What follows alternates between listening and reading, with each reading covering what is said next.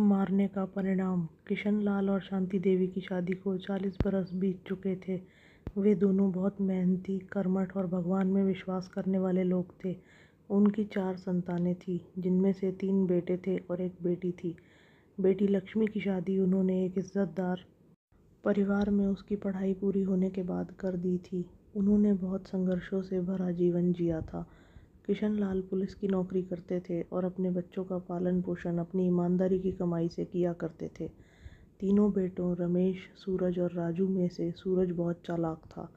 माता पिता के बार बार समझाने के बाद भी उसकी चालाकी कम होने का नाम नहीं ले रही थी। सूरज, राजू और रमेश तीनों ही बैंक में नौकरी किया करते थे। तीनों के विवाह हो चुके थे। कुछ समय बाद किशन लाल की मृत्यु हो गई। अब नौकरी छोड़कर तीनों भाइयों ने व्यापार करने की सोची।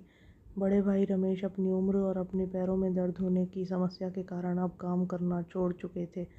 राजू और सूरज ने व्यापार करना शुरू किया और परिवार की देखभाल व्यापार में से आए मुनाफे में से करने लगे।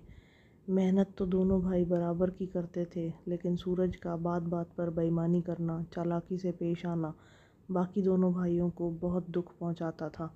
लेकिन परिवार की एकता ना टूटे, यह सोचकर वह कुछ नहीं बोलते थे। कुछ समय यह सब चलता रहा और फिर धीरे धीरे सूरज ने चालाकी से व्यापार का सब कुछ अपने नाम कर लिया और बाकी दोनों भाइयों को धोखा दे दिया। दोनों भाइयों को यह सब जानकर बहुत दुख हुआ, लेकिन उन्होंने सूरज को माफ़ कर दिया। राजू ने नया व्यापार करना शुरू किया और अपनी मेहनत और लगन से उस व्यापार को बहुत प्रॉफिट में पहुंचा दिया। टाइम बीतता गया, सूरज का व्यापार बुरी तरह से बर्बाद होने लगा। उसको बहुत नुकसान होने लगे और देखते ही देखते उसके ऊपर करोड़ों का कर्जा चढ़ गया। राजू के व्यापार में दिन दुगनी रात चौगुनी तरक्की होने लगी। यह सब देखकर सूरज को और उसके परिवार को राजू से बहुत जलन होने लगी। घर में हो रहे रोज़ रोज़ के झगड़ों से तंग आकर राजू अपने और रमेश के परिवार को लेकर उस घर से निकल गया और एक दूसरे घर में जा बसा।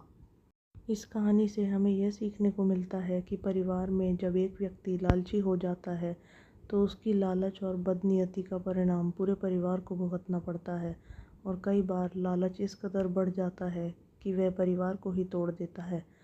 दूसरी सीख यह मिलती है कि दूसरों का हक बेईमानी से नहीं हड़पना चाहिए। अगर ये वीडियो आपको पसंद आया हो तो वीडियो को लाइक करें, शेयर करें, कमेंट करें और हमारे चैनल को सब्सक्राइब ज़रूर करें।